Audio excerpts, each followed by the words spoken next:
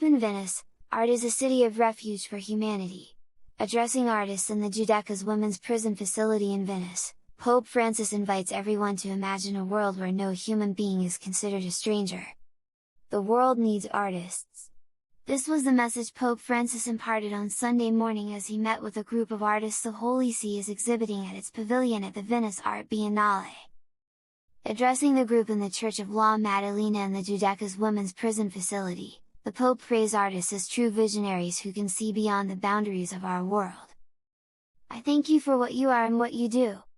No human being is a stranger. Beside you, I do not feel like a stranger," he said, "I feel at home."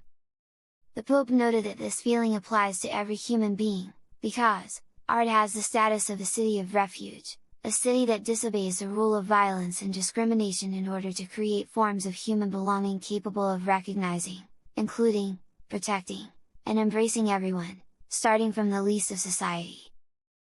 Recalling that the Old Testament established the cities of refuge to offer offenders asylum and protection from revenge until their case went to trial, Pope Francis invited artists to imagine cities that do not yet exist on the maps where no human being is considered a stranger.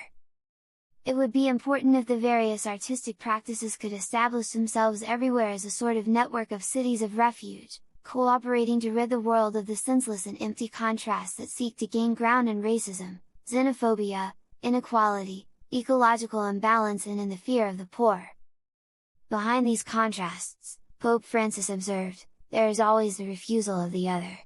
There is a selfishness that makes us function as solitary islands rather than collaborative archipelagos.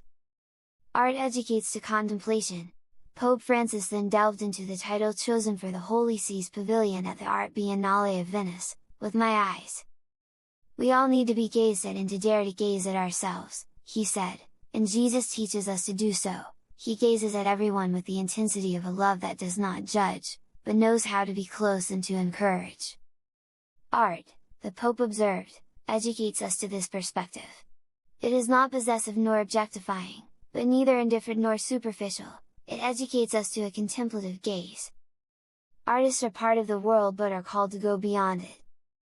Valuing the uniqueness of femininity, bringing his address to a close, Pope Francis expressed his hope that contemporary art may also help us value the contribution of women to humanity. There are joys and sufferings that unite in femininity in a unique form, and which we must listen to because they have something important to teach us, he said, citing, amongst others, famous female artists such as Frida Kahlo, Sister Mary Corrie de Kent, and Louise Bourgeois.